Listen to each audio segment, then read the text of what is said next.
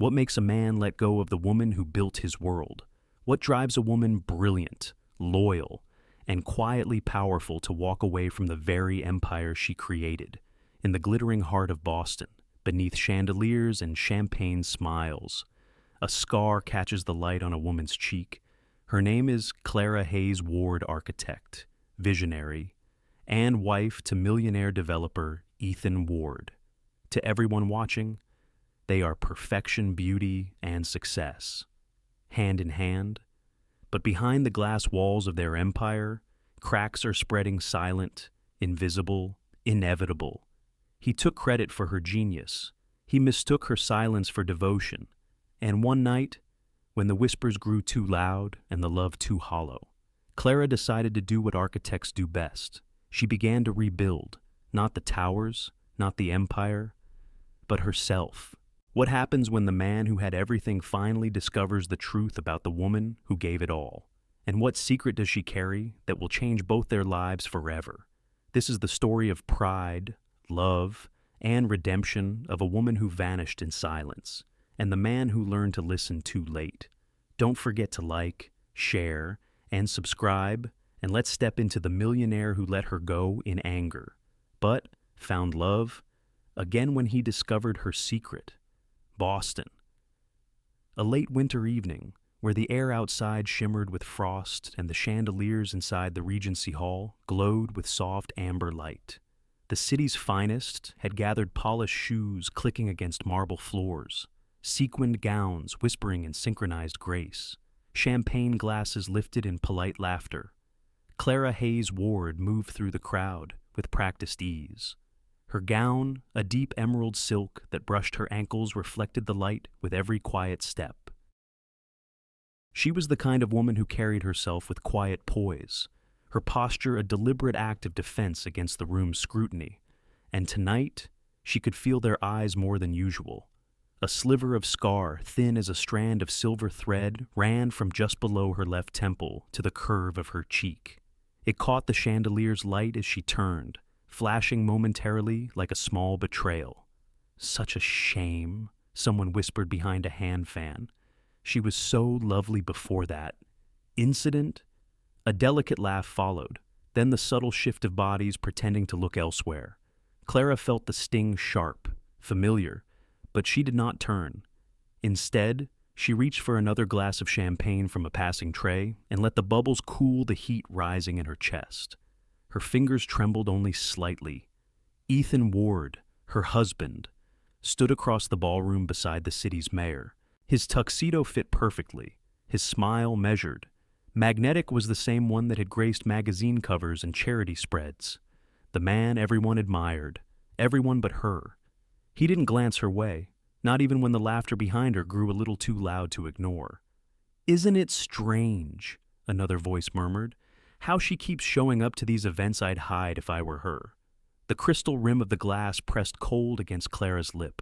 She wanted to close her eyes to disappear into the music, but years of discipline kept her still. Grace had always been her armor. They look at the scar and see pity, she thought, but not the night that carved it. That night, the memory rose unbidden, like smoke from a candle that refused to die. The alley behind the Beacon Club.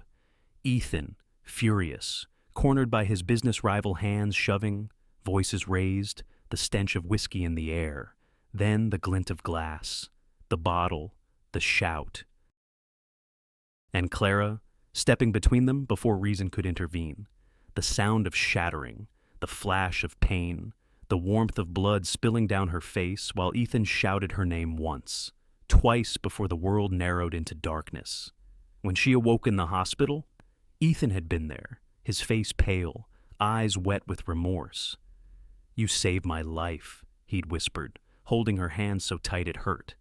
"I'll never forget what you did for me." But promises fade faster than scars heal. The orchestra shifted to a waltz now, the strings swelling like a sigh. Ethan laughed at something the mayor said, his hand gesturing elegantly in the air. From a distance, Clara could almost believe he was the same man who once wrote her letters filled with awe and gratitude. But gratitude curdles when pride takes its place. She turned toward the massive windows, where Boston's skyline gleamed like a handful of stars scattered across black velvet.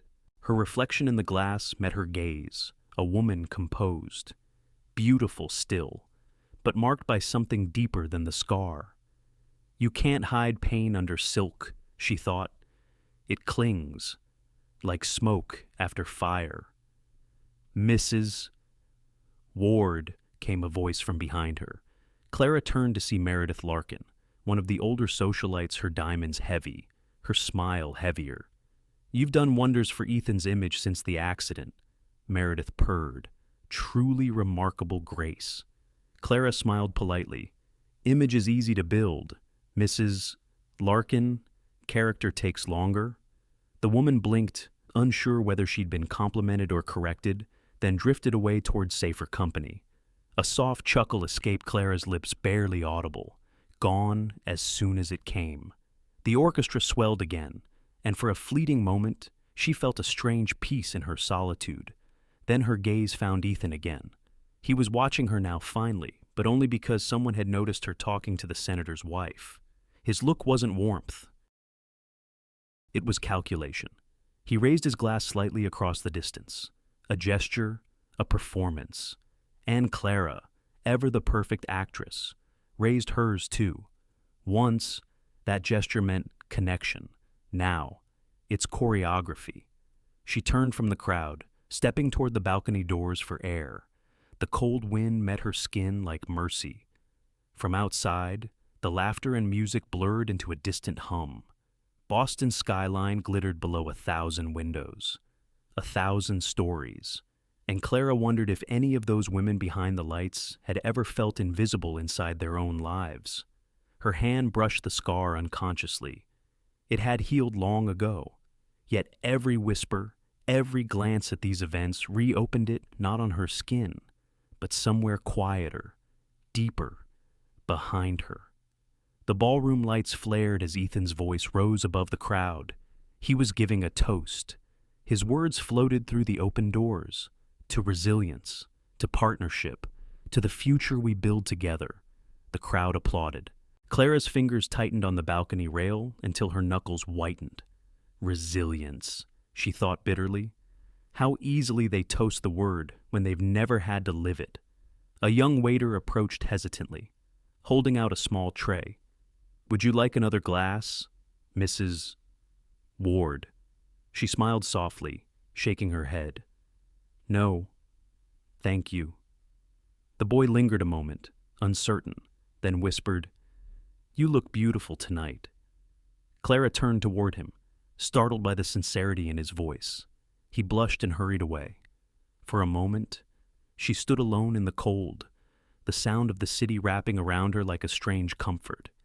Maybe beauty wasn't about the smoothness of skin or the symmetry of faces. Maybe it was about surviving what should have destroyed you and still standing tall under the light. The music shifted again, something slower, sadder, and Clara whispered into the night, I built him an empire. All he gave me was silence. The wind carried her words away into the glittering dark, where truth could finally breathe, and somewhere inside the ballroom, Ethan Ward raised another toast, unaware that the woman he'd once sworn to cherish was already planning her quiet, deliberate escape. The morning after the gala dawned gray and hushed, as if Boston itself were holding its breath. Inside the Ward's Beacon Hill townhouse, sunlight filtered weakly through sheer curtains, settling across Clara's drafting table, an island of precision in an ocean of curated perfection. She sat before it with her hair loosely tied back, her fingers tracing the edge of a blueprint she'd designed years ago. The Aurora Tower, 40 stories of glass and steel, crowned with green terraces and wind-harvesting spires. The first project that had made Ethan Ward's name gleam across business headlines. Except, it hadn't been Ethan's vision. It had been hers. He said my ideas made him look visionary, she thought, but he never said they were mine. Back then, they had been partners professionally and personally. She had been his lead architect before she'd been his wife, a woman whose hands could translate dreams into tangible form. Ethan had recognized her brilliance early on, had courted it, admired it, and eventually married it. The memory of those first years rose like sunlight breaking through fog. Late nights in the studio, the scent of graphite and coffee lingering in the air. Ethan pacing while she sketched. "Do you think Boston's ready for this kind of design?" he'd asked once, staring at her plans for the Aurora Tower. She'd smiled, drawing the final line of the structure. "It's not about what Boston's ready for, Ethan. It's about what the city could become." He'd looked at her then, not just as a colleague, but as if she were the pulse of the world itself. And for a while, she believed she was. But success changes people. When the project was completed, the media hailed Ethan Ward as the visionary developer behind Boston's most sustainable landmark. His photo appeared on every cover. His quotes filled the pages. Her name, her work was buried somewhere in the acknowledgments. She hadn't protested, not at first. She told herself that love meant sharing victories, that their partnership was larger than individual recognition, but over time, sharing began to feel like erasure. "I built the dream," she thought, "and he built the narrative." That evening, the Wards hosted a dinner at their townhouse, a smaller, more intimate gathering for Boston's elite. The scent of rosemary lamb and aged wine filled the air. Conversation sparkled, shallow and efficient. Margaret Ward, Ethan's mother, presided at the table like a queen accustomed to obedience. Her pearls gleamed under the chandelier, her smile poised and brittle. "Clara, dear," she began, slicing through her fillet with surgical precision. "I've been meaning to ask, where exactly did you study again?" Clara set down her fork. "Massachusetts Institute of Technology," she said calmly. "Architecture and environmental design?" "Ah, yes."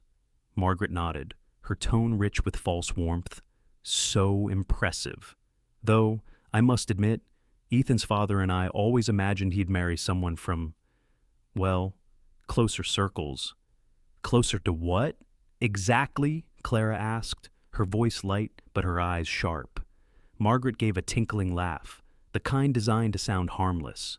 "Oh, you know families of similar standing, old Boston stock. You're very modern, dear, very self-made." Across the table, two of Margaret's friends, Mrs. Halloway and Mrs. Brandt, exchanged amused looks over their glasses of Chardonnay. Ethan smiled politely, but said nothing. He always says nothing, Clara thought. When something matters most. She folded her napkin neatly on her lap, the gesture as precise as her blueprints. "It's true," she said softly. "I built myself from the ground up. Foundations first, then the framework. I suppose I just never had the luxury of inheriting the structure." The table went silent for a beat too long. Even the fire seemed to hesitate. Margaret cleared her throat delicately. "Well, one must admire ambition, though sometimes ambition can make a woman difficult to place socially or indispensable professionally," Clara replied, her smile serene. Mrs. Halloway gave a small, nervous laugh. "You architects do have such confidence." "It's not confidence," Clara said. "It's calculation. Buildings fall if you misjudge the weight they can bear." Her words floated in the air like blue smoke, elegant, unsettling. For a moment, the older women said nothing. Margaret's mouth tightened slightly, the only visible crack in her composure. Ethan reached for his glass, swirling the wine, eyes focused anywhere but on his wife. After dessert, when the guests had gone and the servants cleared the table, the silence between Clara and Ethan was heavier than crystal. She stood by the fireplace, arms folded. You could have said something about what his tone was mild, defensive, about your mother implying I don't belong here. "Clara," he sighed, setting his glass down. "You know how she is. She doesn't mean anything by it. She means everything by it." Ethan rubbed his temples. "Why do you always take things so personally? You have to learn to let people's ignorance roll off you." "You mean like water on glass?" she asked quietly. Until the glass cracks, he didn't answer. He just turned toward the window, gazing out at the city that bore his name in headlines built on her labor. The silence stretched, and somewhere deep inside her, a small piece shifted out of alignment, a subtle fracture, invisible but irreparable. Later that night, Clara returned to her drafting table. The house was quiet except for the ticking of the mantel clock. She spread out her old blueprints, running her fingers along the careful lines of structures that no longer belonged to her. A sketch of a modest community center caught her eye, an idea she'd drawn before she met Ethan. Affordable housing, green spaces, architecture with heart instead of glamour. Maybe, she thought, I've been building the wrong kind of empire. Her reflection in the glass showed a woman too strong to collapse, yet too weary to keep holding someone else's dream upright. Outside, the city lights shimmered against the night sky, brilliant, distant, and indifferent. He married my talent, she whispered, but forgot the woman who carried it. The clock struck midnight. The sound echoed through the house like the beginning of an ending. The city was a mirror of its river, that night still, luminous, pretending peace.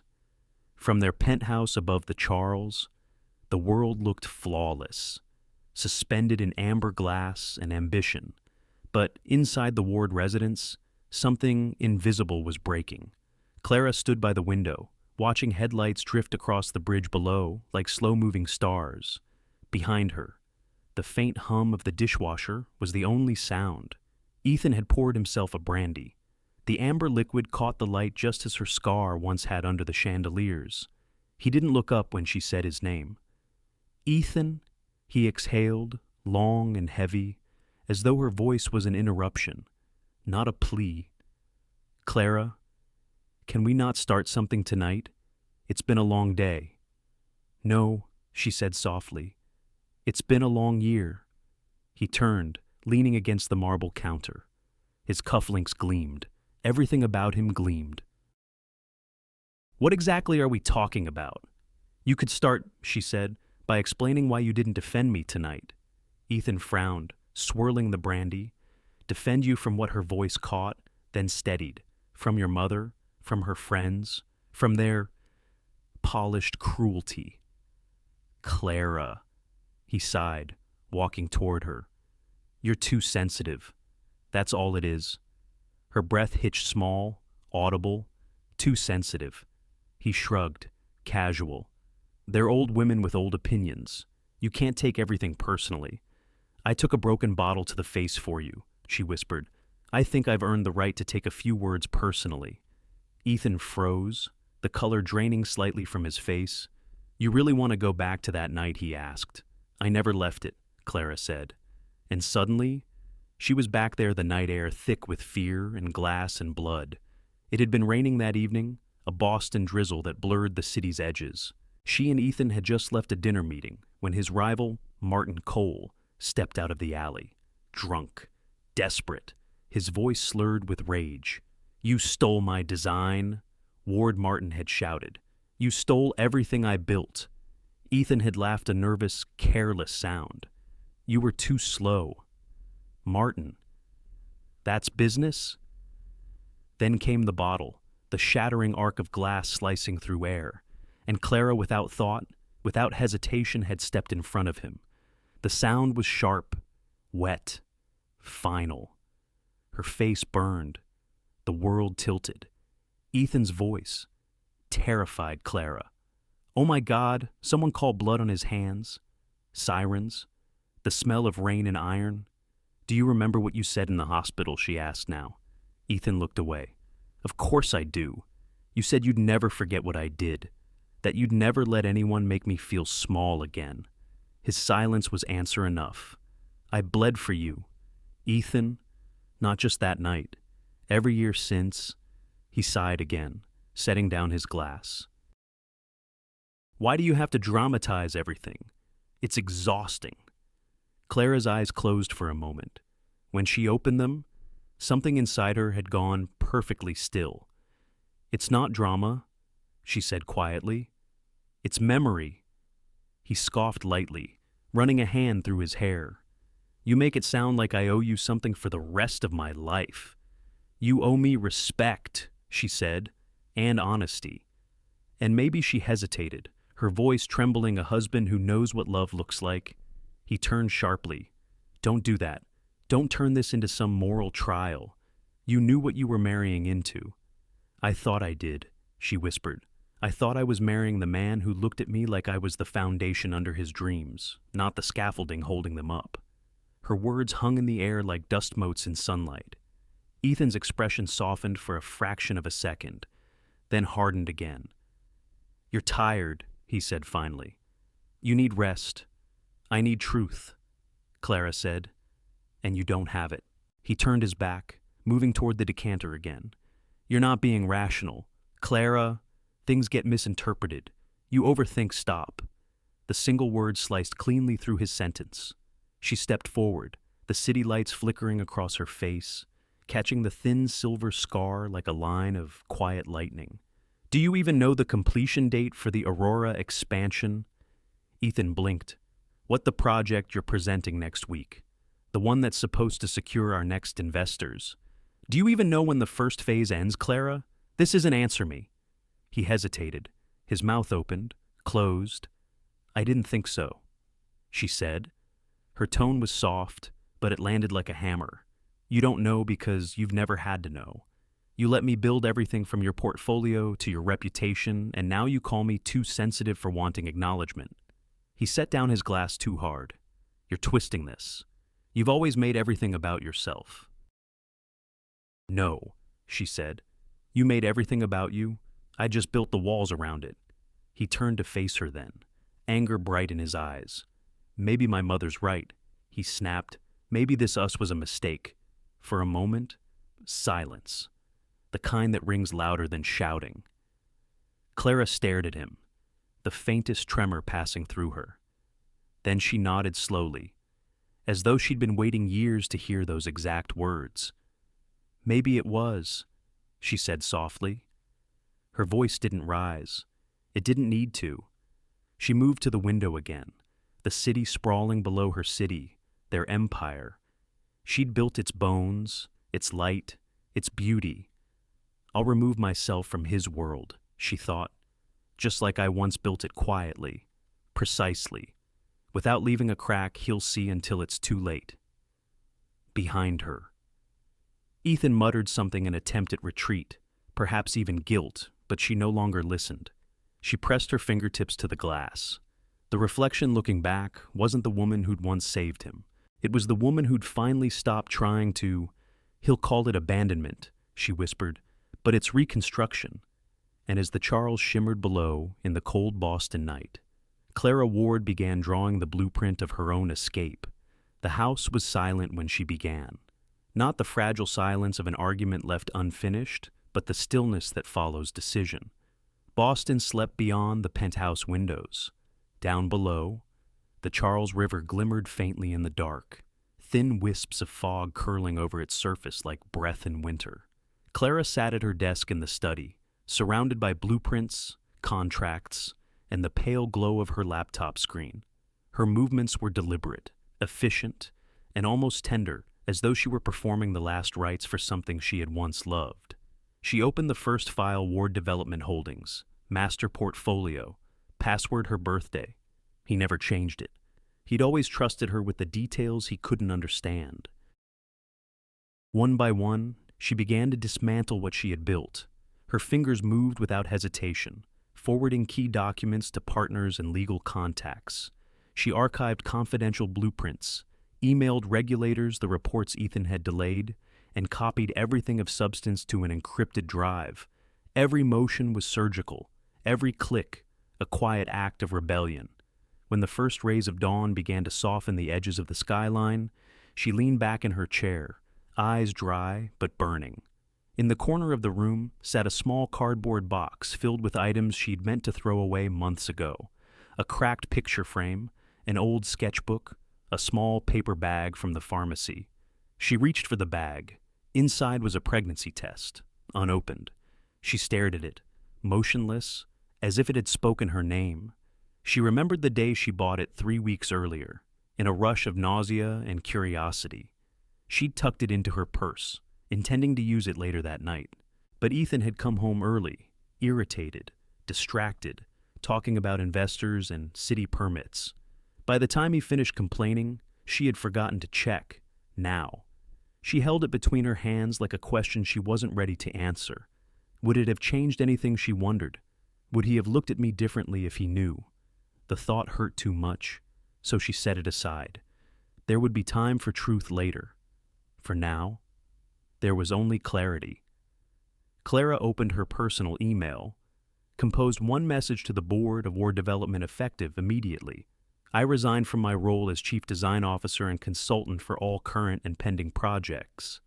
All documentation regarding environmental compliance and design protocols has been forwarded to the appropriate departments. Please consider this, both my resignation and my final act of accountability. Sincerely, Clara Hayes Ward. She read it twice, then hit send. The message disappeared with a soft whoosh. That sound, the simple digital sigh, felt like something inside her unlocking. In the living room, the grandfather clock chimed softly. 3:00 Amy. She turned off the lights in the study and walked slowly through the penthouse. Each room glowed faintly in the streetlight: the marble kitchen, the pristine dining table, the framed photographs that captured the illusion of happiness. There was one of them cutting the ribbon at the Aurora Tower opening. Ethan's smile, broad, practice dominated the frame. Her hand was resting on his shoulder, but the camera had caught her looking at the building, not at him. Now, she reached for the frame, ran her thumb along the glass, and whispered, "You never even noticed where I was looking." Then she placed it face down. She returned to the study, took out a sheet of ivory stationery from the drawer, and began to write in her neat, architectural handwriting. "Ethan, by the time you read this, I'll be gone. You'll have your silence, and I'll have my peace. Everything you needed to keep your company afloat has been delivered to those who deserve it. Everything you used to hide behind titles, names, borrowed credit is now exposed. When your empire falls, remember the foundation that held it up." See. She read it once, folded it cleanly, and placed it on his desk beside the crystal decanter that had become his nightly companion. No drama, no signature flourish, just finality. Outside, the wind rattled faintly against the glass, as if urging her forward. She changed into jeans, a thick wool sweater, and her old leather jacket, the one she'd worn in her early days on construction sites. It smelled faintly of cedar and graphite. Before leaving, she took one last look around. The house was beautiful in that sterile, museum-like way, expensive, soulless, and cold. She realized she'd spent years designing warmth for others, yet none had ever reached her own home. At the door, she paused and touched the scar on her cheek. The skin was smooth now, the mark faint beneath her fingertips. "It doesn't define me," she whispered. "It reminds me." The elevator hummed softly as it carried her down to the underground garage. She moved like someone who had already said her goodbyes. Her car, a dark gray Volvo she'd bought before her marriage, waited quietly in its spot. She placed the encrypted drive in the glove compartment, slid behind the wheel, and started the engine. The dashboard clock read 3:27 am. Boston streets were nearly empty as she drove north. The city lights stretched behind her like a constellation slowly fading from view. Each intersection she crossed felt like a page turning. Each green light, a quiet benediction. The river ran parallel to her route, shimmering faintly under the pre-dawn sky. The fog thickened, and the first birds began to stir. She didn't look back. Somewhere between Cambridge and the first signs for New Hampshire, the horizon began to lighten. Pale gold seeped across the sky, washing away the darkness. Clara rolled down the window slightly, letting in the cold morning air. It smelled like pine and wet earth, like beginnings. Her phone buzzed once in the console, Ethan's name flashing across the screen. She didn't answer. Instead, she reached out, silenced it, and whispered into the wind, "Let it all fall. Ethan, maybe then you'll finally see the ground beneath your feet." The city disappeared behind her in the rearview mirror, and the open road stretched ahead, quiet, endless, waiting. And as the dawn broke fully over the highway, Clara Hayes Ward, architect, wife, survivor, drove toward the next blueprint of her life. The morning came without her. The penthouse was still, the kind of silence that hums just below, hearing a pressure in the air, a pause before something gives way. Ethan Ward stirred, half dreaming, his hand reaching instinctively for the other side of the bed. Cool sheets, empty. He blinked into the pale light seeping through the curtains, momentarily disoriented. The faint scent of her shampoo still lingered, a trace of lavender and cedar, and for one unguarded second, he thought she'd simply risen early. Maybe she was in the study, or out on the balcony with her coffee, wrapped in that old sweater she loved. But the house didn't sound alive. No kettle hissing, no footsteps, no faint clatter of keys or murmured voice leaving a voicemail. Just nothing. He rose, bare feet against the cold floor, and walked through the rooms in silence. The living room looked untouched, except for the framed photo lying face down on the console. He frowned. The study door stood half open. He stepped inside and froze. Her desk was empty. Laptop gone, files gone.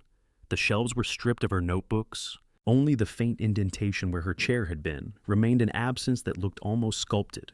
On the desk sat a single envelope, ivory paper folded neatly, his name written in her careful hand. He stared at it for a long time before opening it.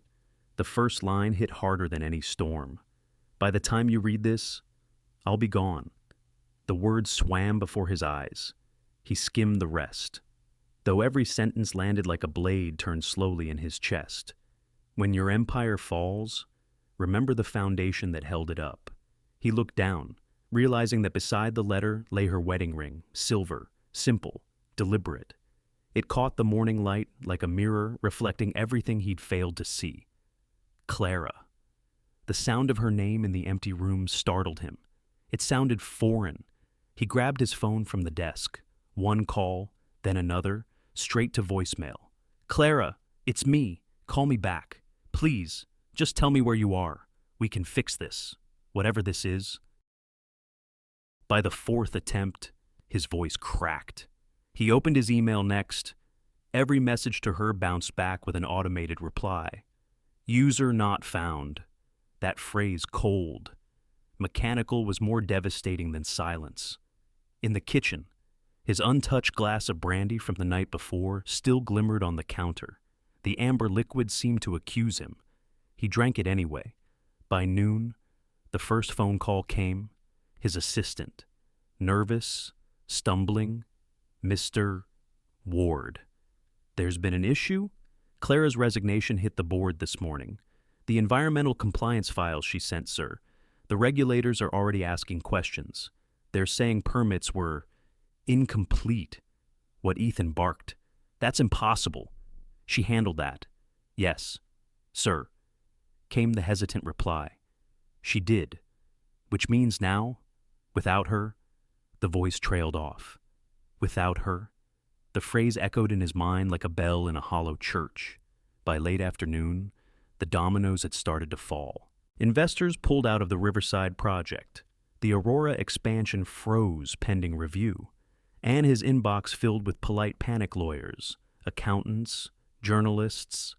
One of the subject lines read simply, "Urgent clarify Ms. Ward's role in design compliance." He stared at it for a full minute before realizing he didn't have an answer. How many times had he relied on her signature? Her insight, her quiet corrections that saved him from ruin without ever demanding thanks. He'd always assumed the world respected him for his leadership. Now he saw the truth. They'd respected her through him. I was never the foundation, he thought numbly. I was the facade. He sank into her chair in the study, the same one she used to sit in while sketching, her hair falling over the pages, her mind always somewhere brighter than the room. On the desk, her pen still lay beside the letter, heavy, gold-tipped, engraved with her initials. He picked it up, feeling the balance of it in his hand. Precise. Perfect. Hers. He tried to imagine where she might have gone. Her sister in Portland. A hotel under another name. Did she even want him to find her? The phone rang again, his project manager this time. Ethan, the investors are in a panic. They want Clara back in the loop. She was the one they trusted.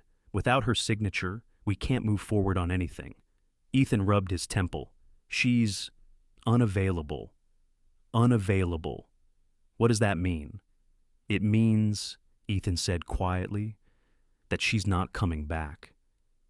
There was silence on the other end, the kind that confirmed everyone already knew what he hadn't yet accepted. That evening, as the city lights began to flicker on, he stood by the same window where she'd once stood. The reflection staring back at him didn't look like power anymore. It looked like vacancy wearing a suit. He poured another drink and watched the ice dissolve, tiny fractures spreading across the cubes like blueprints of collapse. The phone buzzed again, his mother this time. Ethan! Margaret's clipped voice came through. What is this nonsense in the papers they're saying? Clara resigned. That regulators are investigating your projects. Tell me this isn't true. He didn't answer. Ethan, he hung up. The silence that followed was absolute. When your empire falls, he could still hear her voice in the words she'd written. By midnight, the penthouse looked different, larger, emptier. The spaces she'd filled with quiet energy now felt cavernous, echoing. Even the walls seemed to miss her. He walked to her side of the bed again and sat down, holding the letter, the ring, the pen. All that remained of her presence were objects too still to answer him. He wanted to call her again, to apologize, to say he hadn't realized what she meant until the air itself felt wrong without her. But the phone sat lifeless in his hand, screen dark. Outside, fog rolled in over the river, soft and white, swallowing the lights of Cambridge one by one. He used to think silence was peace. Now he understood it was punishment. The empire of Ethan Ward began to crumble, not with explosions or headlines, but with the soft, persistent sound of unanswered calls. The office smelled of dust and memory. Ethan hadn't been there since she left, not really. He'd passed by the glass door a dozen times, each time pretending he didn't see the faint outline of her name still etched on the frosted panel. C. Hayes Ward, Chief Design Officer. Now, weeks later, when the building itself felt more like a mausoleum than a monument, he finally pushed the door open. The air was still. Her chair remained slightly turned toward the window, as though she'd only stepped out for a moment. On the desk, sunlight spilled across a scatter of notebooks, thick sketch pads bound in worn leather, their edges curled from use. He hesitated before touching them, almost reverent. The silence pressed against his ears until he could hear his own heartbeat, steady and unkind. You can measure loss, he thought, by the quiet that follows it. He opened the first notebook, inside a series of quick architectural sketches, each accompanied by neat, deliberate notes. But between the technical drawings, there were words, personal ones, thoughts she'd never said aloud. Ethan doesn't see the details. He sees the headline. If I stopped building, how long before he noticed the walls? He swallowed hard, flipping to another page, a rough concept sketch for the Aurora Tower, his most profitable project. The same design he'd claimed as his own on national television. Next to it, her handwriting. He calls it vision. I call it math and mercy. His chest tightened. He remembered that day, the press conference, the applause, the lights. He'd thanked his team, kissed Clara on the cheek for the cameras, and said, "My wife always believed in my ideas. Not our ideas, my ideas." He turned the page again. Partnership only works when both people can see each other. Lately, I think he only sees his reflection. Her handwriting trailed off at the corner of the page, where a faint smudge suggested a tear she hadn't meant to leave behind. Ethan sank into her chair. The leather groaned under his weight, a sound too human in the stillness. From here, the office looked different, the desk, the bookshelves, the stack of design models that used to fill her days. He could almost see her sitting there again, hair pinned up, pencil between her lips, muttering quietly as she sketched new ways to make impossible angles stand. He'd loved that version of her once, or at least the way her brilliance made him feel. He reached for another notebook. This one was smaller, more personal, bound in dark green, with her initials embossed on the cover. He hesitated, then opened it. The first line read, "When did I agree to be invisible?" The words hit him like a blow. He flipped through the pages, scanning fragments of her thoughts interlaced with her work notes on sustainability, housing equity, design ethics, and between them, reflections that made his stomach twist. Sometimes he calls me by the wrong name in meetings. I don't correct him anymore. He thinks I love the empire. I only ever love the building. What happens when the person you protect becomes the one you need protection from? His vision blurred. He wiped at his eyes, not realizing when the first tear had fallen. "You built this empire, Clara," he whispered, "and I used it to bury you." The words felt foreign on his tongue, honest, but late. He stood and walked to the shelves. There were models' miniature buildings, intricate and perfect. He recognized each one: the marina complex, the library renovation, the civic center proposal, every project that had made his name golden. He picked up a model of the Aurora Tower and turned it slowly in his hands. Beneath its base, in fine marker, she had written, "For the city that taught me how to rise, and the man I hope someday will." His breath caught. He set the model down, too gently, as though afraid to break it. The phone in his pocket buzzed. Another investor, no doubt, or another partner pulling out. He ignored it. The empire was already falling. He didn't need to watch it crumble. He sat again, pulled the notebooks close, and began reading page after page, voice silent but mind screaming. Her entries weren't bitter. They were patient, rational, heartbreak laid out like architecture. You can't build love on borrowed blueprints. He doesn't mean harm. He just doesn't know how to see without owning. I wish he'd look at me once the way he looks at a skyline full of possibility. He pressed his hands against his eyes, feeling the burn of shame. "You did see me," he murmured. "You saw everything, and I turned you into background." A soft wind rattled the window. Outside, clouds drifted low over the Charles River. The same water that had once reflected their ambition now reflected nothing but gray. Ethan closed the last notebook and sat in silence. Around him, the office seemed to pulse with memory, the sound of her laughter echoing faintly in the corners, the scratch of her pencil across paper, the soft hum she made when she worked. He realized then what had truly collapsed. Not the company, not the money. It was the structure she had built inside him, the quiet certainty that someone understood the blueprint of his soul even when he didn't. "I thought you were my foundation," he said, "but you were the whole design." He leaned forward, elbows on his knees, hands covering his face. The first sob came like a gasp, sudden and unplanned. The second followed quietly, then another. For the first time in years, Ethan Ward cried not for what he'd lost, but for what he had destroyed. And in that small office, surrounded by the proof of her brilliance and the echo of her absence, remorse finally became something real. Vermont.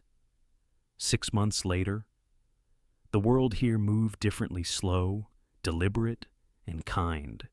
The mornings came with a soft mist that rolled down the hills and rested gently over the maple trees, turning the landscape into something half dream, half memory. The city's noise had faded long ago. Only the rhythmic creak of the porch swing and the whistle of a far-off train marked the hours. Clara Hayes Ward, though she'd quietly stopped using the second name, stood on the porch of her rented farmhouse, hands folded over the curve of her belly. The baby shifted inside her, a small, fluttering reminder of life that refused to be dimmed. "You and I," she whispered to her unborn child, "we're going to build something honest." Her voice carried lightly into the mist, then vanished. Inside, the farmhouse smelled of pine soap and fresh coffee. The living room doubled as her studio drafting boards leaned against the wall. Rolls of blueprints lay across the dining table, and a mason jar of wildflowers sat beside her laptop. The clutter was a kind of peace. Each morning began the same: a cup of strong Vermont roast from the local diner, a walk through the nearby field, and hours of quiet design work. She no longer drew skyscrapers or luxury towers. Her new projects were small community housing, libraries, a daycare center for single mothers. Every line she sketched felt lighter, freer, like an exhale after years of holding her breath. Sometimes, in the quiet, she would still hear echoes of Boston, the sharp laughter, the clinking glasses, Ethan's voice laced with ambition. But here, surrounded by fields and distant mountains, those echoes softened, dissolving into something almost tender. At the diner, the waitress, Ruth, had learned her name and her order. 1 coffee, 2 sugars, and a side of quiet. Got a new plan in that notebook of yours again. Clara, Ruth teased one morning, setting the steaming mug in front of her. Clara smiled. Always. You must be building something big. Clara traced a finger along the rim of her cup. Not big, just lasting. Ruth nodded knowingly, the way only small-town women could. After breakfast, Clara drove to her small workshop at the edge of town, a renovated barn with high beams and sunlight pouring through old glass windows. On the walls hung sketches of modular homes, solar panels, and green spaces. A handwritten sign above her drafting table read, "Design for the people who will live in the light." Her mentor, Dr. Alice Monroe, visited every few weeks. Alice was in her early 60s, gray hair cut short, voice firm but kind. The same woman who had been by Clara's side in the hospital months ago. This afternoon, Alice leaned against the workbench, watching Clara move between her drawings. "You've lost your edge," she said suddenly. Clara looked up, surprised. "My edge." Alice smiled. "You used to design like you were racing time. Now you draw like you're making peace with it." Clara let out a soft laugh. "Maybe I am." Alice studied her closely, her eyes lingering on the gentle curve beneath Clara's sweater. "You're glowing, you know, not just because of that little one." Clara's hand moved instinctively to her belly. "Some days, I feel like I'm learning to breathe all over again." "Good," Alice said simply. "Keep breathing. The world needs your kind of air." They fell into a comfortable silence. Outside, the wind pushed through the maple trees, scattering a few early leaves across the porch steps. Alice's gaze drifted to a drawing pinned above the table, a cluster of small homes around a central garden, labeled the Haven Project. "This is beautiful," she said.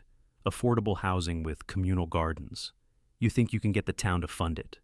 "I already did," Clara replied, a small spark lighting in her eyes. "They approved the grant last week." Alice grinned. "I should have known. You're unstoppable when you believe in something." Clara hesitated, then said softly, "When I believe in someone—" She didn't say Ethan's name. She didn't need to. Alice nodded slowly, understanding. Some people will never see what they had until it's gone. The lucky ones learn before it's too late. Clara exhaled through her nose, smiling faintly. Maybe he'll learn. Maybe he won't. Either way, it's no longer my responsibility. Alice's voice softened. "That's how you know you're healing." Later that evening, Clara sat by the window as twilight settled over the fields. The baby kicked gently, and she rested her hand over the movement. The farmhouse glowed with lamplight. On her desk lay a fresh sheet of paper, her next project. She wrote at the top, "For her." She wasn't sure if she meant the baby or herself. Maybe both. Her pencil moved across the page, forming lines that curved like open arms. She was designing a home again, small, simple, filled with light and air and hope. As she worked, a thought came to her. Uninvited but welcome. You can rebuild your life the same way you design a structure: strong foundations, open spaces, and no hidden corners. The wind rattled the old window panes softly, and she smiled. She thought about the scar on her cheek, how she'd stopped covering it with makeup. People here didn't stare. They looked into her eyes instead. Sometimes, when the loneliness crept in, she would drive to the lake just before dawn. She'd sit on a bench and watch the mist rise off the water until sunlight broke through. There was something sacred about that first light. It reminded her that survival wasn't just endurance. It was grace. One night, as she sat at her drafting table, the baby kicked so suddenly she laughed aloud. "All right," she whispered, rubbing her belly. "You have opinions already." In the quiet that followed, her laughter faded into tears, soft, cleansing ones that left her lighter afterward. Outside, the stars hung low and bright, the kind of stars you never saw from Boston. She whispered to the night, "You're safe now. We both are." And for the first time in years, she believed it. The woman who had once built empires for others was now building a small, shining life for herself and the child who would inherit her courage. Boston had grown quieter, or maybe Ethan Ward had finally started listening. The noise that used to thrill him, the cocktail chatter, the meetings filled with applause, the sound of deals being made had turned hollow. It had been 6 months since Clara left. The empire he'd thought invincible now looked like the shell of something that once lived. His office on Beacon Hill still smelled faintly of her lavender oil, though she'd never set foot there since that last night. The blinds hung crooked, papers lay scattered across his desk. The assistant who used to bring him espresso had resigned last week, said she wanted to work somewhere with vision. Ethan sat at his desk, staring at the latest financial report. Red lines everywhere, projects suspended, investors gone. The phone rang, but he didn't pick it up. He already knew the voice would be someone demanding what Clara used to deliver answers. His mother, Margaret Ward, entered the room without knocking. Her perfume filled the air before she spoke. "Ethan, the situation has become embarrassing," she said, every syllable polished with control. "The Ward name is being dragged through the mud. You need stability, respectability. You need—" "Don't say it," Ethan cut in, his voice quiet but edged. Margaret tilted her head. "You need a proper wife, someone who understands our world, someone who doesn't." He rose from his chair so fast it startled her. "Someone who doesn't—" "What?" "Mother. Bleed for me. Build my career from the ground up. Save my life." The air between them turned electric. Margaret blinked, caught off guard. "I'm simply saying Clara was not suitable. Her background, her temperament, her brilliance." Ethan said sharply, "Her compassion, her strength. You mean those things." She faltered, the mask slipping just enough to reveal discomfort. "You're emotional." "Ethan, for once in my life, maybe I should be," he said, his voice low but shaking. "You and I both wanted her to fit into this world like she was some accessory to my success. But she was the reason I had any success at all." Margaret's lips pressed thin. "You've lost everything. Ethan, don't lose your dignity too." He almost laughed a dry, bitter sound. "Dignity. I lost that the night I let a room full of people humiliate the woman who saved my life and said nothing." He turned away, staring out the window at the skyline. The buildings glittered in the winter sun, monuments of glass and steel. But as he looked closer, he saw her in all of them. Clara's lines, Clara's angles, Clara's vision. Every success he'd ever claimed bore her fingerprint. The glass atrium on Tremont Street, her design. The energy-efficient tower in Cambridge, her strategy. Even the green space layouts, the ones journalists had called revolutionary for urban livability, were hers. He saw her everywhere, like a ghost of integrity haunting his comfort. Later that day, he drove to the Riverfront Project, their first major development together. The once shiny complex now felt sterile, lifeless. He walked through the courtyard, listening to the echo of his footsteps. The planters still overflowed with ivy. Clara had insisted on using local greenery to give the city back its breath. He touched the stone bench near the fountain, remembering how she'd sat there sketching, lost in thought. He could still hear her voice from years ago. Buildings should serve people. Ethan, not the other way around? He hadn't understood then. He thought she was being idealistic. Now, he realized she'd been teaching him how to build more than structures. She'd been teaching him how to build himself. The next stop was their old office on Arlington Street. Empty desks, dust on the windows, on a whiteboard in the corner, faint lines of marker still read, "Innovation means empathy." Her handwriting. Ethan stood there for a long time. Something inside him cracked not loudly, but deeply, like old ice breaking over a thawing river. He whispered, "How did I not see you?" The silence answered him. That evening, he drove to his father's old house on the coast. The sea wind cut sharp and cold, carrying salt and regret. He lit the fireplace and sat there, staring at the flames as they devoured the logs, orange, gold, fleeting. He remembered the night of the attack, the broken bottle, the blood on her face. She'd saved him without hesitation, and he'd repaid her by letting the world call her damaged.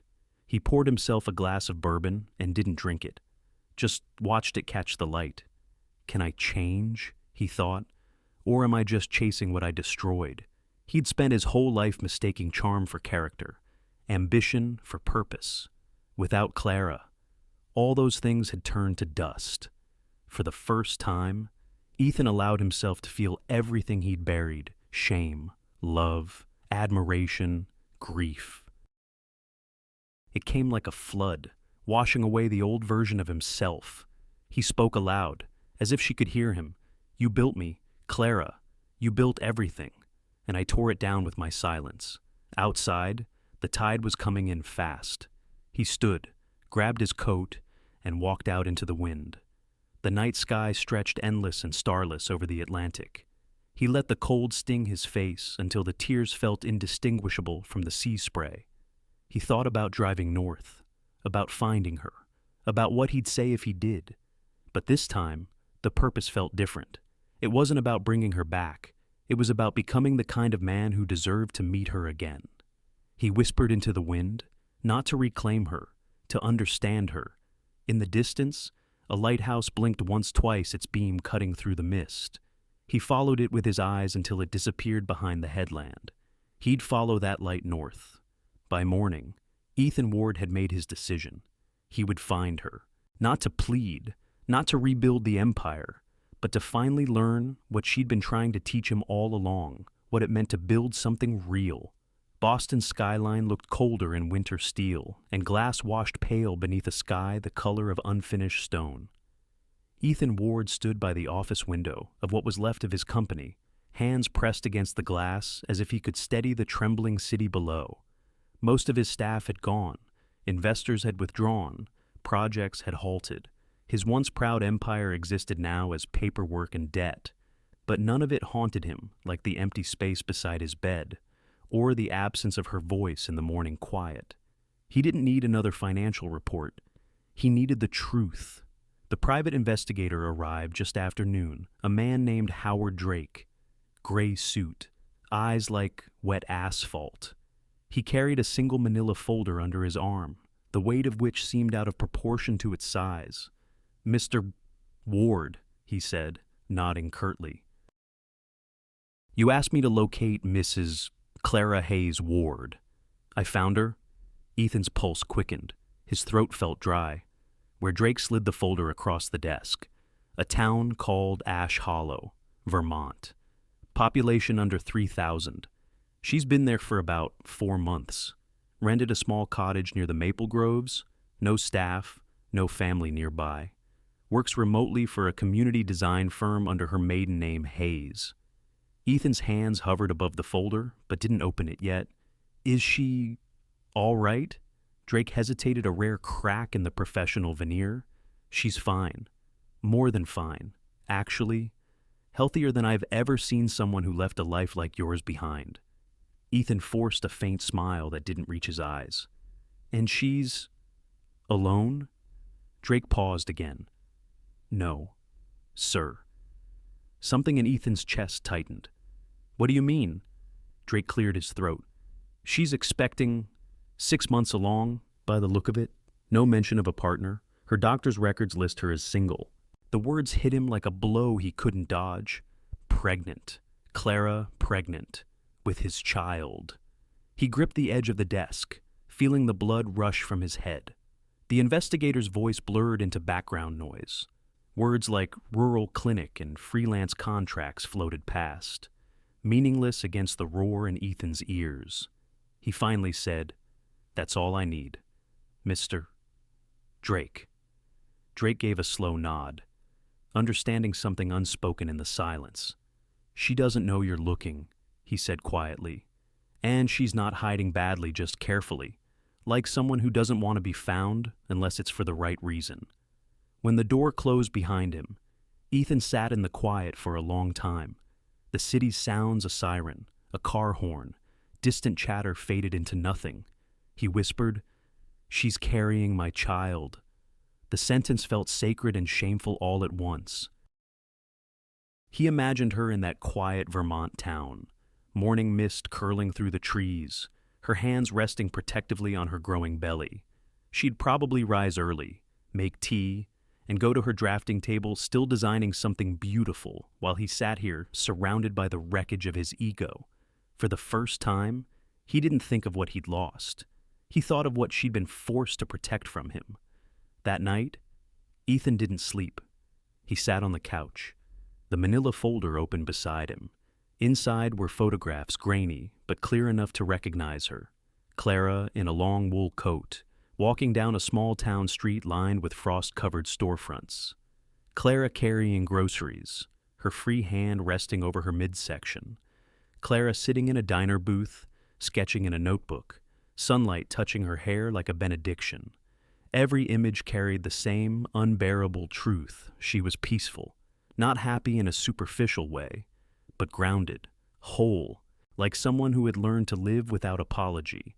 He traced the edge of one photograph with his thumb. "She built her life again," he murmured. "She built it without me." He tried to picture her reaction if he showed up at her door.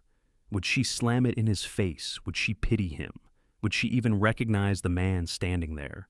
The memory of their last conversation came back with cruel clarity. "You don't defend me because it costs you nothing to stay silent," she'd said. She'd been right. Silence had been easy when he had everything. It was unbearable now that he had nothing. Ethan leaned back on the couch and stared at the ceiling. His thoughts spiraled. Do I even have the right to see her? He remembered how she used to hum softly while working late nights. The sound gentle, rhythmic. He'd found it comforting, then proof that someone else was doing the hard thinking for him. Now it haunted him as a lullaby for the life he'd thrown away. He whispered, "She owes me nothing." The words landed heavy. That realization, the one he should have reached years ago, was both punishment and liberation. He couldn't demand forgiveness, couldn't ask her to come back. The only thing left was to understand her, to look her in the eyes and finally see her. Not as the architect of his success, but as the woman who had bled for him and then rebuilt herself from the ruin he caused. He walked to the window again. Snow had begun to fall, soft and relentless. It blanketed the city's edges, hiding its scars the way time hides regret. Ethan pressed his hand against the glass. Somewhere north, that same snow was falling over Ash Hollow. Maybe she was watching it too, one hand on her belly, designing something new. He said it aloud, a quiet vow carried into the dark. "I'll find you, Clara, not to claim what's gone, but to understand what I never deserved." The next morning, Ethan packed a small bag, no tailored suits, no business portfolio, just simple clothes, a few notebooks, and the courage he wished he'd shown when it mattered. He left Boston before dawn, driving north along the interstate. The city lights faded in his rearview mirror until there was only gray sky and endless road. The snow kept falling. He didn't know what he'd say when he reached her. Maybe he'd say nothing at all. Maybe, for once, silence could mean respect instead of cowardice. But he drove anyway toward the only truth he had left. The road to Ash Hollow wound through maple forests that looked carved from silence. Snow clung to the branches, and the air smelled of wood smoke and pine. Ethan Ward drove slowly, his hands tight on the steering wheel, his heart louder than the engine. He had rehearsed dozens of openings on the way. I'm sorry. I was wrong. I finally see you, but each sounded hollow when he said it aloud. By late afternoon, he reached the town's edge. A hand-painted sign greeted him. Welcome to Ash Hollow, where neighbors still know your name. The kind of place Clara had always dreamed about. Her cottage sat at the end of a gravel lane near the woods, smoke curling from its chimney. The house was small but elegant, exactly her style. Every detail spoke of quiet purpose, the porch lined with clay pots, a wind chime that whispered instead of clanged, and a faint light glowing from her office window. Ethan parked by the gate and stood for a long time, watching. He saw her silhouette move past the window, her posture graceful, slower now, shaped by the life growing inside her. He could see her hand rest lightly against her belly as she leaned over her drafting table. He'd once thought of her as invincible. Now, she looked human in the most beautiful way. He walked to the porch, his shoes crunched in the snow. Before he could knock, the door opened. Clara stood there, one hand on the frame, her expression unreadable. Her hair was shorter, her face softer but no less striking. The faint scar along her cheek caught the light, no longer a mark of pain, but of survival. For a heartbeat, neither spoke. Then she said simply, "You found me." Her voice was calm, too calm. Not surprise, not anger, just acknowledgement. "I didn't mean to intrude," Ethan began. "I just needed to see you." "You came a long way for that," she replied. "Boston to Ash Hollow isn't a short drive. I've made longer journeys lately," he said, attempting a smile that faltered under her gaze. She didn't invite him in, not yet. Instead, she studied him quietly. He looked thinner, older. His expensive coat was dusted with road salt. His eyes ringed with sleeplessness. He wasn't the polished man she'd left. This version carried the weight of honesty. Finally, she stepped aside. "Come in. It's cold." Inside, the cottage smelled of cedar and fresh bread. A fire glowed in the hearth. Drafting papers covered the table, filled with plans for small homes, simple, efficient, human. Ethan recognized her hand in every line. She gestured toward a chair near the fire. "You can sit." He nodded, too grateful for words, and lowered himself onto the edge of the seat. For a while, only the crackling fire spoke. Then Clara said, "You shouldn't have come here." "Ethan." "I know," he admitted, "but I had to. I couldn't keep pretending that the man I used to be is all I am." She looked at him, then really looked at him, and something softened in her eyes, though not enough to undo the walls she'd built. "You look tired," she said. "I am," he replied, "tired of pretending. Mostly." He took a breath. "I know what I did. I took credit for your brilliance. I let people humiliate you, and I said nothing. I made you invisible in your own life." Clara turned toward the window, snow falling behind her in soft motion. "And now you want forgiveness." "No," he said, shaking his head. "I don't deserve it. I just needed you to know I finally understand." "Understand what?" "That you were never the accessory," he said quietly. "You were the architect of everything: my success, my courage, even the parts of me that looked good to the world. You built the best version of me, and I destroyed it." She let the words hang in the air, then walked to the table and rested her hands on the edge. "Do you think understanding changes anything?" Ethan hesitated. "No, but maybe it's the first honest thing I've ever done." "You were always good with words," she said softly. "That's what made people believe you." "I was good at talking," he said, "but terrible at listening." Clara's lips curved, not quite a smile, more like the shadow of one. "And what are you listening for now, for whatever you'll tell me?" She studied him again. The tension between them hummed like low voltage, invisible but powerful. Finally, she said, "Ethan, I don't hate you. I don't hate." The sentence hit him harder than anger would have. "I thought I did," she continued, "for a long time. But hate takes energy I'd rather spend on living. I built a life here that feels honest, quiet. I'm not angry anymore. He nodded slowly, tears pricking the corners of his eyes. And you're happy? Yes, she said, simply, in a way I never was before. He swallowed, and the baby. Her hand instinctively touched her belly. Healthy, strong. I'm due in 3 months. The room went still again. The fire popped softly, filling the space where words refused to go. Ethan leaned forward, his voice trembling. I want to do something right. Clara, even if I'm not part of your life anymore, I want to help, support you, anything you need. She turned, her expression gentle but unyielding. Don't do this for me. Ethan? He frowned. Then for who? For yourself, she said. For the man you want to be, don't try to earn my forgiveness with gestures. Change because it's right.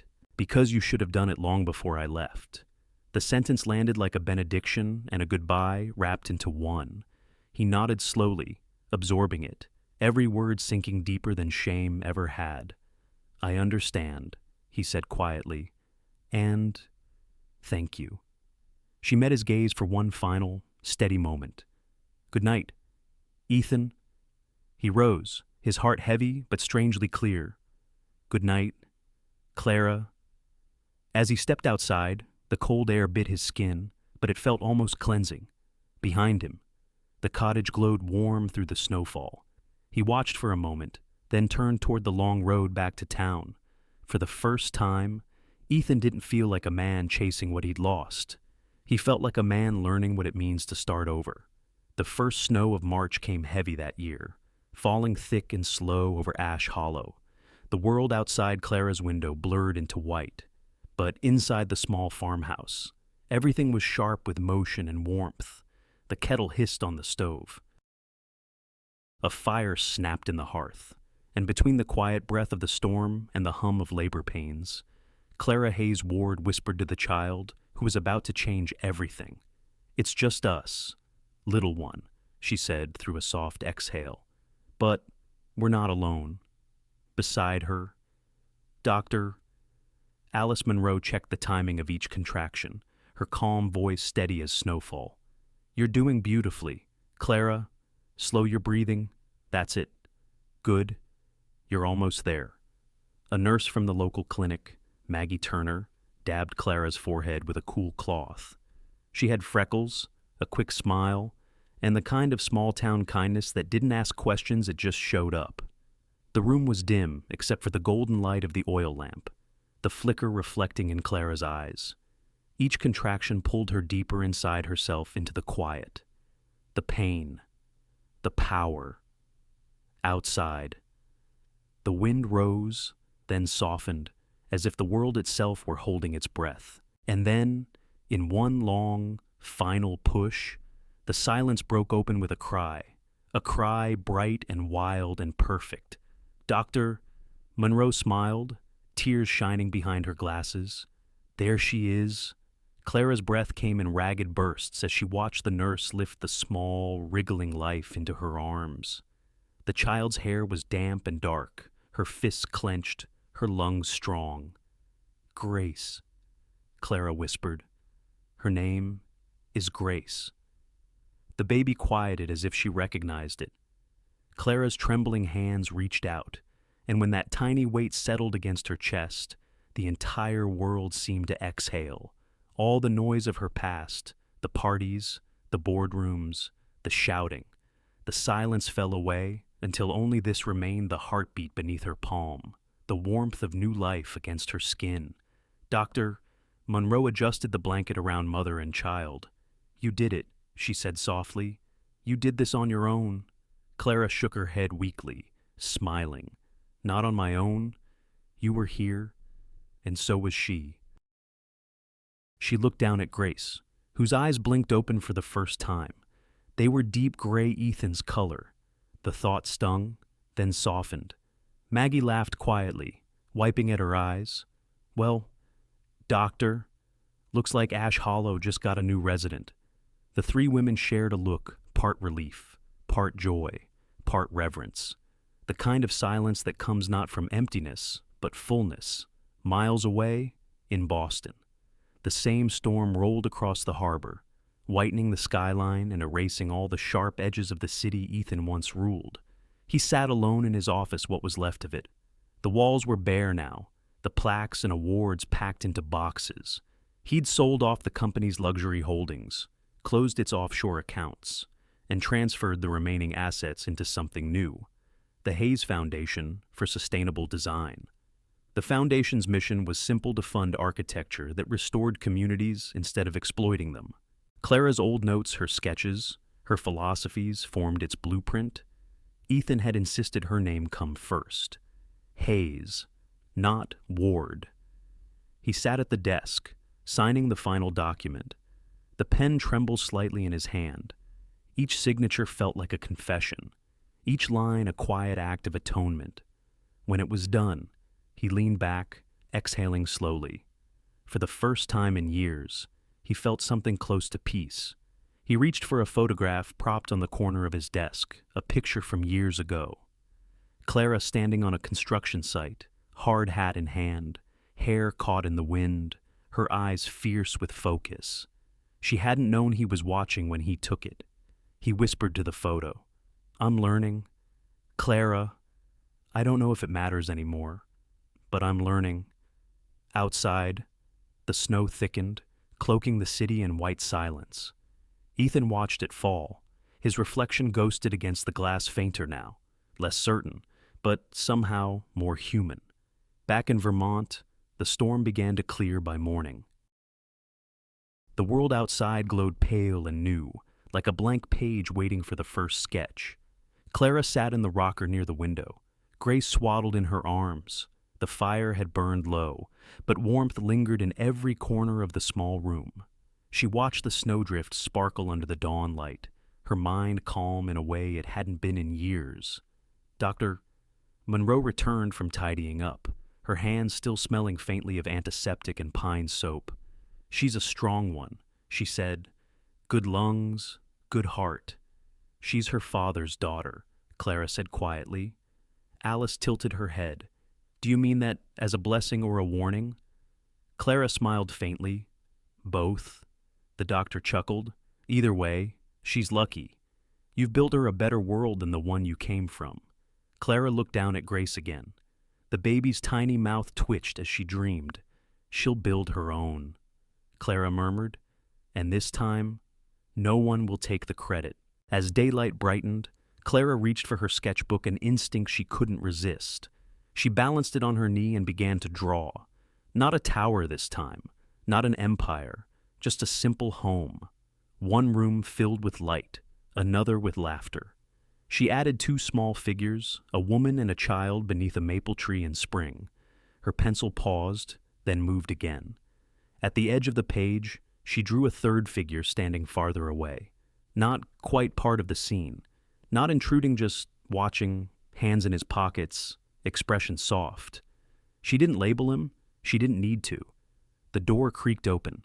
Maggie peeked in with a thermos of tea and a smile. "How are my girls?" Clara looked up, eyes glowing. Perfect. Outside, the storm clouds thinned, and sunlight touched the snow, turning it to diamonds. In Boston. Ethan stepped out of his office for the last time, the wind carrying flakes against his coat. He paused, tilting his face upward toward the gray sky, unaware that miles north, under the same light, a baby named Grace was breathing her first morning. 2 rebuildings, 2 redemptions, each beginning where the other had ended. Spring came late to Vermont that year, but when it arrived, it did so with tenderness, melting snow, revealing shy crocuses, maple trees bursting into green. The whole town of Ash Hollow seemed to stretch awake beneath the sun. On the community bulletin board outside the post office hung a bright flyer that caught every passerby's eye. Vermont Civic Architecture Awards, honoring excellence in design for public good. Recipient Clara Hayes. The Haven Project. The townspeople spoke of it with pride. They all knew Clara, the woman who had rebuilt an abandoned factory into rows of light-filled apartments for families displaced by flooding. The project had given work, shelter, and dignity back to people the world forgot. The award ceremony was held in Burlington, inside a modest civic hall whose walls smelled faintly of old wood and lemon polish. Outside, the air hummed with the promise of rain. Inside, the air hummed with quiet anticipation. Clara stood backstage, smoothing the hem of her navy dress. Her hair was pinned loosely, a few strands brushing her cheeks. She wasn't nervous, not in the way she used to be, before a gala or boardroom speech, but her heart fluttered with something gentler. Gratitude, perhaps, or disbelief. Dr. Alice Munro stood beside her, straightening the metal ribbon she'd soon receive. "You ready?" Alice asked. Clara smiled faintly. "As ready as I'll ever be." "And Grace with Ruth in the audience," Clara said. "She's getting spoiled by half the town." Alice laughed softly, as she should be. When Clara's name was called, the applause rose like a wave, earnest, grounded, full of admiration untainted by envy. She stepped onto the stage, the light soft against her face. In the third row, among the crowd, a man shifted slightly in his seat. His hair was flecked with gray now, his posture humble. Ethan Ward had come alone, wearing a plain suit. No one recognized him, and that was how he wanted it. He just wanted to see her to witness, without taking.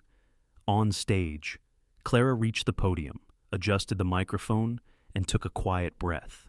The hall fell into stillness. "Thank you," she began, her voice calm but resonant. "When I first came to Vermont, I wasn't looking for recognition.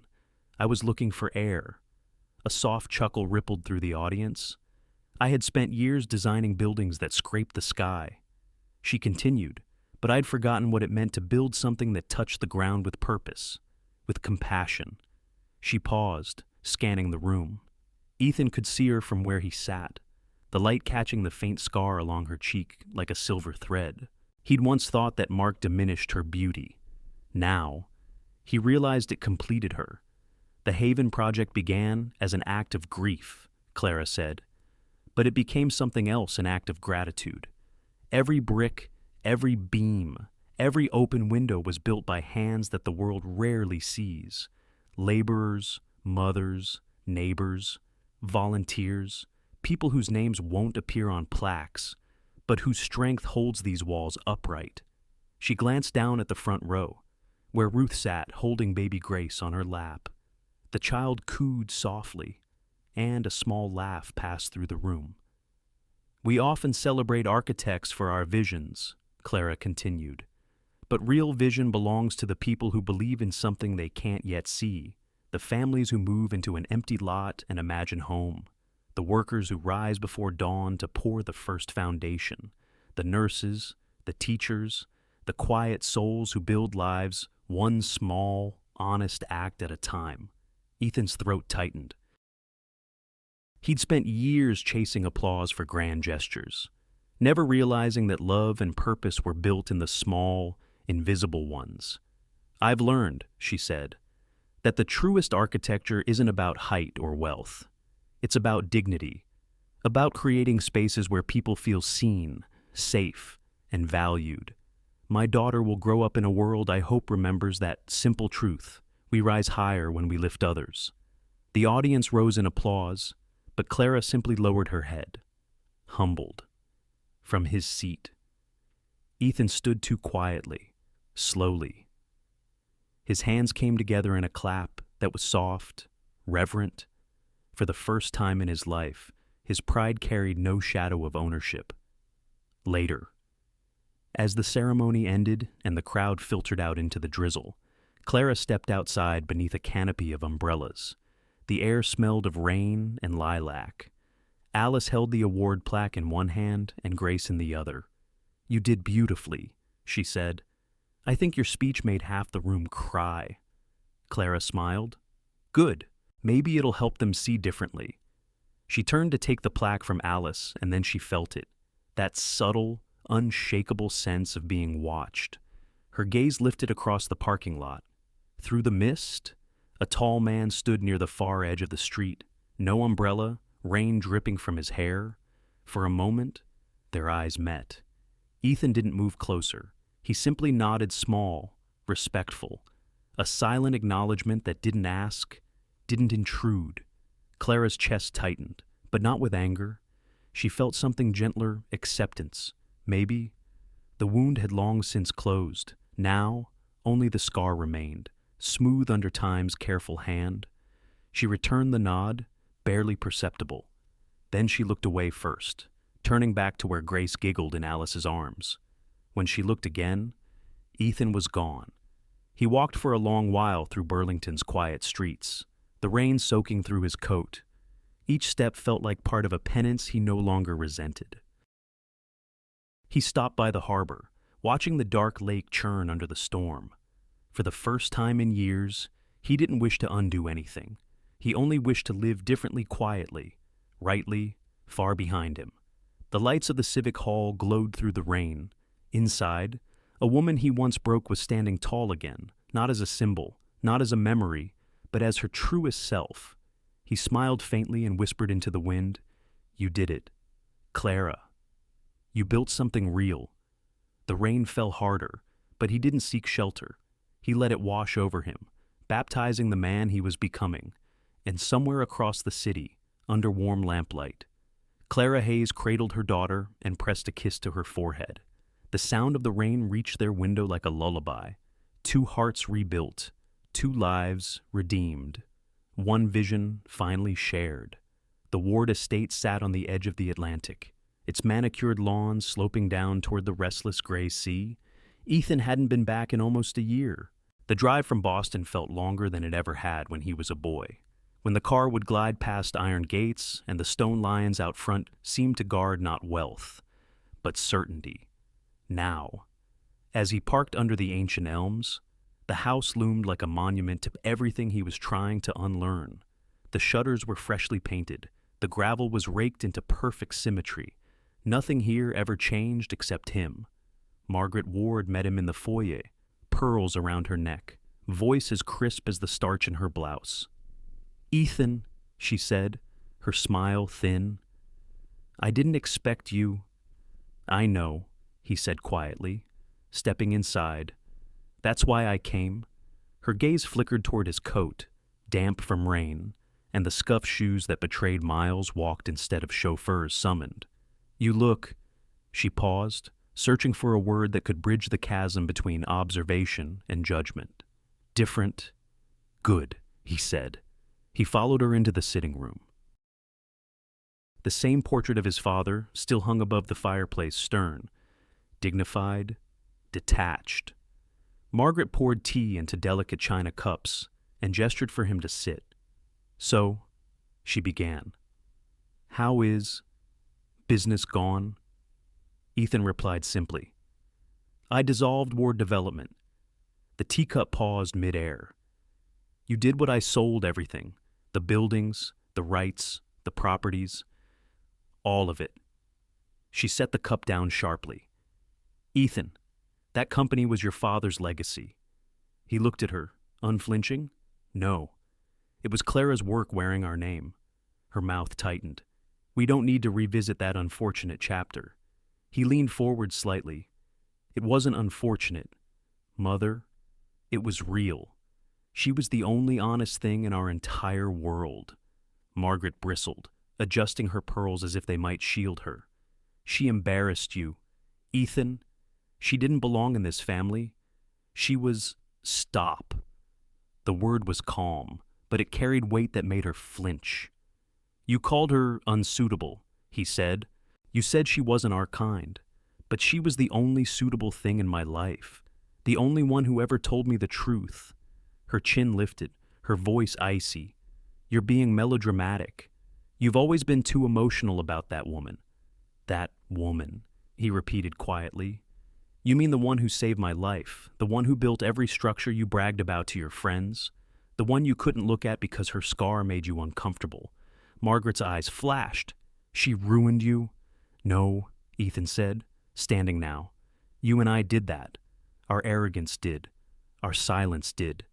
He walked toward the window, looking out over the cliffs. "You taught me that appearances matter more than truth. That reputation matters more than love. I built my empire on that lesson, and it collapsed the same way, hollow from the inside. Behind him, Margaret's voice trembled slightly, though pride tried to hide it. I wanted what was best for you. He turned, eyes steady. You wanted what looked best. There's a difference. She stared at him for a long moment. And what do you want now? Ethan, he hesitated, then said softly, to be a man Clara could forgive, even if she never will. Silence filled the room, thick, brittle, like glass about to crack. The clock on the mantel ticked once, twice. Margaret rose, smoothing her skirt. You've changed. I had to, he said. You raised me to believe strength meant control. She taught me it means honesty. You taught me to build walls. She taught me to open doors. He took a breath, his voice lowering. You should know. She has a daughter. My daughter. Her lips parted, surprise breaking through the mask. She kept the child. She raised her with grace, Ethan said, and she's happy. I saw her once from a distance. She's everything I wasn't. Margaret looked away, one hand trembling near her pearls. For a moment, she seemed small, not the matriarch who ruled rooms with precision, but an aging woman confronted by the cost of her convictions. I suppose, she said finally, you came here to blame me. No, Ethan replied gently. I came here to forgive you. She looked up sharply. Forgive me for teaching me what not to become, he said, for giving me the mirror I needed to see the man I was. You did that without meaning to, and for that, I'm grateful. Her eyes shimmered, though no tears fell. And what will you do now? Ethan took a long breath, letting the sea wind fill the pause. Rebuild, not with money, not with our name, with integrity. Margaret shook her head slightly. You'll never be satisfied living small. He smiled faintly. Maybe not small, just real. He walked to the doorway, then turned back. You know, she once said something I didn't understand at the time. She said, some people build to be remembered, others build to be useful. Margaret's expression softened despite herself. And which are you? Now Ethan's gaze held hers. Learning to be useful, he left her there, standing in the echo of her own silence. Outside, the wind was sharp, but the sky had begun to clear. The ocean roared below, relentless and cleansing. Ethan walked across the gravel drive, the house shrinking behind him with every step. Each breath of salt air felt like shedding another layer of inheritance, another burden of expectation. At the gate, he paused, looking back one last time. Through the high windows, he could see his mother's silhouette still, solitary, framed by the life she'd spent protecting. He whispered into the wind, Goodbye, Mother. I hope someday you'll see her the way I finally do. Then he turned toward his car and the open road beyond. There was nothing left here worth defending, only lessons to carry forward. He didn't know where the next path would lead, but for the first time in years, his steps felt honest. The snow had melted early that spring, leaving the Vermont hills draped in pale green like the first breath of forgiveness. Ethan drove slowly through the winding back roads, the hum of the engine a quiet rhythm beneath his thoughts. A year had passed since he last saw Clara, a year spent learning to live without noise, without pretense, without her. The small town looked exactly as he remembered, modest, unhurried. The kind of place where people waved to strangers because life was simpler when everyone mattered. His rental car turned onto a gravel lane that led to a white cottage surrounded by bare maple trees just beginning to bud. Through the window, he could see her Clara Hayes seated at her drafting table, a mug of coffee cooling beside her, her pencil moving in slow, deliberate lines. She still wore her hair tied back loosely, a few strands catching the morning light like silk threads. She was unchanged, and yet entirely transformed. He parked, exhaled, and reached for the leather tube beside him. Blueprints, rolled neatly, bound with a ribbon of pale blue. His hands trembled slightly as he carried it to the door. When Clara opened it, she looked neither surprised nor startled. Her calmness, he realized, came from someone who had long since made peace with uncertainty. "Ethan," she said softly. "Clara." He managed a small smile. "You look radiant." She gave a polite nod. "You've come a long way." "I have," he said, and meant it in every possible sense. She stepped aside, motioning for him to enter. The warmth of the cottage wrapped around him the faint smell of cedar, paper, and baby lotion. On the floor sat a small child surrounded by wooden blocks, carefully stacking them into what looked like a miniature tower. Grace. Ethan froze in the doorway. Taking her in, the tiny curls at the nape of her neck, the steady concentration in her eyes, his eyes and the small, dimpled hands fitting pieces together with uncanny precision. "She's beautiful," he said quietly. Clara smiled, but her expression was composed. "She keeps me busy. I can imagine." Grace looked up, studying him with innocent curiosity. Then, as if some silent instinct had guided her, she lifted one of her blocks a small blue square and toddled toward him. Ethan crouched down, accepting it with care, as though it were the most fragile thing in the world. "Thank you," he whispered. The child giggled, toddled back to her mother, and resumed her building. "I didn't come here to intrude," Ethan said, straightening. "I came because I have something for you." He placed the leather tube on the dining table and unrolled the blueprints.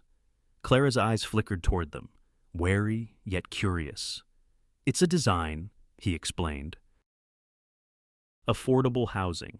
Your model sustainable, community-driven, environmentally neutral.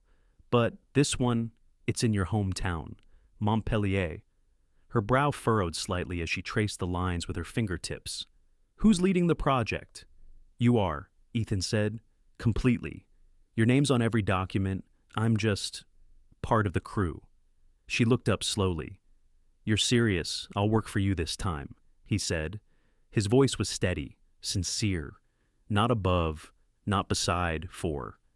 "I'll handle the logistics, the permits, the meetings you don't have time for. You build the vision." Clara didn't respond immediately. She studied the plans again, the careful precision of the drawings, the thoughtfulness in the layout, the way he'd learned to design around human needs rather than profit margins. "You've gotten better," she murmured. "I've had a good teacher." He hesitated, then added, "I started a foundation in your name, funds projects like this one.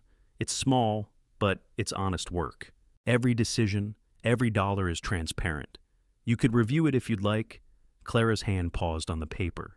"You really gave up everything." "Not everything," he said, glancing toward Grace. "Not the hope that someday I could still do something that mattered, something that might make you proud." Her gaze softened, but her expression stayed measured. "Ethan, I didn't ask you to rebuild your life for me." "I know," he said, "but I needed to do it anyway, to learn what it means to build without taking." For a moment, silence settled over them, filled only by Grace's babbling as she stacked her blocks higher. Then Clara spoke, her voice low and thoughtful. "Montpellier's a community that still remembers me," she said. "My parents' house is a few miles from the site you're proposing." "I know," Ethan admitted. "I thought maybe it would feel like coming home." Clara looked at him for a long time, her expression unreadable. "And what do you want out of this?" "Ethan," he shook his head. "Nothing. No recognition, no reconciliation. Just a chance to help build something that isn't hollow." Grace dropped another block. It tumbled across the floor and landed near Ethan's shoe. He picked it up and offered it back to her, but she shook her head, insisting he keep it. Clara noticed the gesture and smiled faintly. "She doesn't share easily," she said. "Then maybe this means something," he whispered. Clara folded the blueprints and tied the ribbon back around them. "I'll think about it," she said finally. "That's all I could hope for." Ethan rose, preparing to leave. The air between them felt both fragile and strangely peaceful. At the door, Clara spoke again. "Ethan," he turned.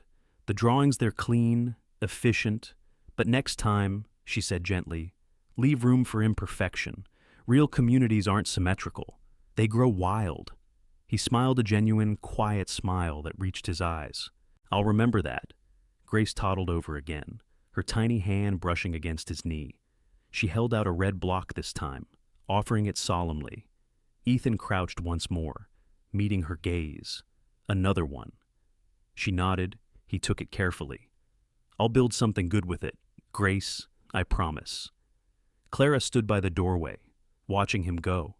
She said nothing, but as he walked down the path toward his car, the faintest trace of a smile touched her lips. Not romantic, not nostalgic, but peaceful. Ethan paused at the end of the drive and looked back. The cottage glowed softly in the late afternoon light, its windows reflecting the warmth of a life rebuilt on truth. He touched the toy block in his pocket and whispered, "Thank you. Both." Then he got in the car and drove away, the winding road opening before him like a blueprint still being drawn. The summer sun in Vermont was gentler than any Ethan remembered. Mornings came with dew on the grass and the scent of wood smoke from distant cabins. The town of Montpelier hummed with steady, purposeful life carpenters, students, and volunteers gathering on the construction site that would soon become the Montpelier Commons. It wasn't a grand project, not by Boston standards, but for Clara, it was the kind of work that mattered: housing for families who'd been priced out of the neighborhoods they'd built, a place where design meant dignity. Ethan arrived early each morning, rolled up sleeves, coffee in hand, no chauffeur, no entourage. He'd traded tailored suits for flannel shirts and work boots. The crew had stopped calling him Mr. Ward weeks ago. He was just Ethan, another pair of hands who could hold blueprints or steady a ladder. Clara noticed the difference, though she rarely commented on it. She was careful that way, observant, private, quietly protective of her own peace. "Morning," she said one Tuesday as he joined her near the site's framing area. "Morning," he replied. "I checked the supplier's numbers. They matched your projections perfectly. We're still under budget." A small smile touched her lips. "That's a first." He grinned. Miracles happen. Over the weeks, their partnership began to find rhythm. Ethan handled logistics and finances. Clara oversaw design and implementation. What used to be competition had become collaboration, balanced, respectful, real. There were moments of easy camaraderie, shared meals from food trucks parked near the site, quiet laughter when one of the young volunteers accidentally painted over a blueprint, and the occasional, brief silence that carried more peace than awkwardness. But between the warmth and routine, something unspoken pulsed beneath the surface. Clara still guarded herself. At night, when the site lights dimmed and Grace slept soundly at home, she'd linger at her drafting table, sketching while her mind drifted. The question came often, whispering like wind through the maples: can people truly change, or do they only learn how to look changed? She remembered Ethan's old charm, the kind that once filled rooms and deflected blame. He wasn't that man now, but she wondered if sincerity could survive time, or if guilt was just another mask. One evening, they stayed late, reviewing final structural adjustments. The sky turned gold and lilac over the rooftops. Grace toddled nearby, stacking stones by the fence, absorbed in her own quiet world. Ethan rubbed his hands together, studying Clara as she leaned over the table, her brow furrowed in thought. "You know," he said softly, "I used to think architecture was about power, about shaping skylines, being remembered." She didn't look up. "And now, he said, "I think it's about listening to the ground, to the people who'll live there, to the ones who'll never know your name." Clara finally glanced up, eyes soft but steady. "You've been listening, then?" "I'm trying," he said. The quiet stretched comfortably between them. Grace giggled at something only she could understand. The sound melted the last of the day's tension. Weeks turned into months. The skeleton of the Montpelier Commons rose from the ground, wooden frames like ribs of a living thing, walls forming around the promise of shelter. The town buzzed with gratitude, Local families stopped by to bring pies, tools, or just thank yous. And though Ethan was rarely the focus of their praise, he never tried to be. He'd learned, finally, how to stand beside accomplishment without stealing its light. Clara noticed. She noticed the quiet humility, the restraint in his voice, the way he'd turn away when people mentioned his past, as if ashamed of how much space he used to take. It unnerved her sometimes. That gentleness. Late one night, sitting by her window after Grace had fallen asleep, she whispered to herself, "Maybe people don't change overnight. Maybe they erode like stones slowly, quietly, until something truer remains." The next morning, Ethan arrived with 2 cups of coffee. "You've been working late," he said, offering her one. She accepted, inhaling the scent. "I've been refining the communal garden layout. It's important that people feel ownership, that they grow something, not just live somewhere." He nodded. "That's what you've always done, built spaces where things can grow." She looked at him, a faint smile tugging at the edge of her mouth. "And you've learned to stop crowding the light." He laughed softly. "I had a good architect." That night, they shared dinner at a small local diner, nothing fancy, just grilled salmon and apple pie. Grace sat between them, waving her spoon like a conductor's baton, and when she laughed, the sound filled the space that had once been empty. Clara caught Ethan's gaze across the table. For a heartbeat, it felt like the years between them had folded neatly, like pages turning back to the beginning. But she didn't let the moment linger. "You'll be heading back to Boston soon," she asked gently. "Maybe," he said, "but only if you send me away." She stirred her tea, watching the ripples fade. "I'm not sending anyone away. I'm just not sure yet what door I'm opening." He nodded, accepting the space she still needed. "Then I'll stay close enough to help, far enough not to hurt." "Fair," she said, smiling faintly. Outside, the streetlights glowed in the mist. Inside, their laughter quiet, hesitant, but real, wove through the diner's hum of clinking glasses and murmured conversations. By the time they walked out, the night air was cool and full of stars. Grace reached for Ethan's hand as they crossed the lot, and Clara watched, something soft breaking open in her chest. It wasn't love reborn, not yet, but it was forgiveness taking root in gentle soil. In the months to come, they'd finish the project side by side, learning each other again, not through promises, but through work, through laughter, through the simple grace of presence. Hope had returned, quiet, fragile, and alive. 2 years later, morning light spilled across the Vermont hills like gold brushed over glass. The air was crisp, filled with the scent of fresh timber and rain-soaked earth. Rows of small, sunlit homes stretched across the clearing, their windows catching the dawn and throwing it back into the world. A white banner hung between 2 maple trees, dedication ceremony, the Hayes Foundation for Sustainable Communities. Children ran between the newly planted garden beds, their laughter echoing against the mountain air. Volunteers arranged chairs, the hum of conversation weaving with the sound of hammers still finishing the final touches. It wasn't a monument, it was a neighborhood alive, human, humble.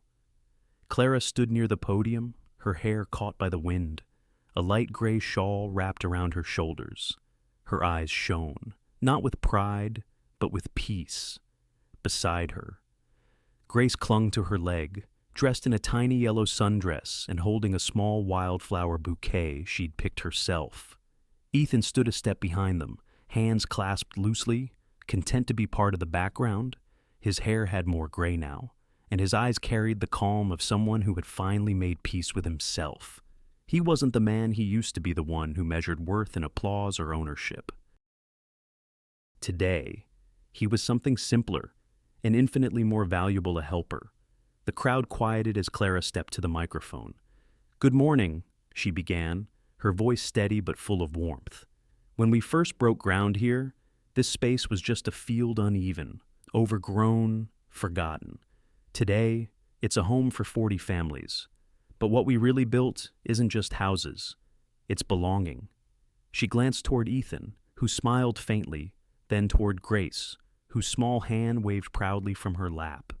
This project began with a simple belief, Clara continued, that every person deserves a space that reflects their dignity, not their wealth, not their status, but their humanity. These walls were raised by hands that knew hardship and by hearts that refused to give up. They remind us that sustainability isn't only about the environment, it's about people sustaining each other. A murmur of agreement rippled through the audience. She paused, taking in the faces before her: carpenters, students, mothers, retirees, dreamers. 2 years ago, I was asked what I wanted this foundation to represent. She said, I couldn't answer then, but now I can. She gestured to the homes behind her, their rooftops glinting in the light. All of this is the answer. A community where every child wakes up to sunlight. Every parent has a door they can lock with pride, and every stranger can find kindness before judgment. Applause rose, soft and genuine. Clara smiled, lowering her gaze briefly as if to steady herself. When the sound faded, she added one last thought. Someone once told me, to build anything lasting, begin with humility. I didn't understand it then, but I do now. We build our lives the same way we build our homes, brick by brick, mistake by mistake, until what remains is strong enough to hold the weight of love. The audience stood and applauded, the sound rolling through the valley like a heartbeat. Ethan stayed back, clapping quietly, his eyes fixed on her. He felt no ache of envy, no pull of regret, only admiration. This was her light.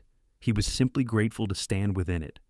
After the ceremony, as the crowd dispersed, Clara joined him near the garden. Grace ran ahead, chasing a butterfly between the flowers.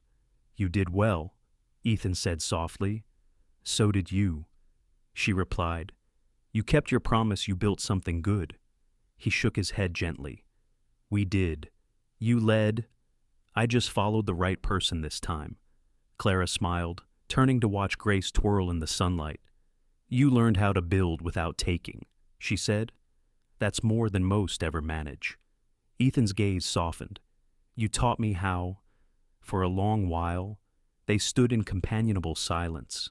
There was no tension left. No ghost between them, only shared history, remade into understanding. Grace ran back, clutching her bouquet of crushed daisies. Mommy, Mr. Ethan. Look. Ethan crouched, smiling. That's beautiful. Grace. She grinned and held one flower out to him. You can have one. He accepted it as reverently as if it were gold. Thank you. Clara laughed softly. She has a habit of giving away what she loves. Ethan looked at the child, then at her mother. I know where she gets it. Grace skipped off again, her laughter rising into the clear morning air. A photographer approached, asking to take a picture of the three of them together in front of the new sign. Clara hesitated for a moment, then nodded. Ethan stood to one side, Clara on the other, Grace between them, holding both their hands. The photographer counted down. 3, 2, 1. The shutter clicked. For that fraction of a second, they were frozen in time, not as a broken family, not as remnants of pain, but as builders of something new, something whole. When it was done, Ethan stepped back, letting Clara and Grace take the spotlight. He didn't need to linger. His place was exactly where he stood beside them, not before them. Some scars. The voiceover began softly. Mark where love once bled. Others mark where growth began. The camera of memory panned upward over the rooftops of the new homes, over the garden beds blooming with early spring, over Clara and Grace standing hand in hand beneath the sign that bore her name. The sun broke fully over the Vermont hills then, flooding the valley with light. Ethan stood at the edge of it all, the breeze catching his hair, the flower still in his hand. He smiled not because the story had circled back, but because it had moved forward. Foundations, he thought, aren't just what hold buildings up. They're what keep hearts standing when the storms are gone. And as the sunrise spilled across the fields, the screen of life and love faded to light. In the quiet ruins of what we lose, we often discover who we truly are. Clara's story reminds us that love without respect becomes dependence, and success without gratitude becomes emptiness. She built something extraordinary, not just buildings, but belief. And when that belief was betrayed, she chose the hardest kind of courage, walking away to protect her dignity. Ethan's downfall teaches another truth, that recognition delayed is love endangered. We can only honor someone's sacrifices by standing beside them, not above them. When we forget that, we risk losing the very hearts that made us strong. For those of us who've lived long enough to see pride break more than it builds, Clara and Ethan's journey offers a quiet reflection. It is never too late to rebuild. Not the past, but ourselves. So, tell the people who hold your world together that you see them, that you value them. Because sometimes, the foundation that keeps everything standing isn't made of steel or stone. It's made of love, loyalty, and the courage to say thank you before it's too late. Thank you for staying with us through this heartfelt journey of love, loss, and rediscovery.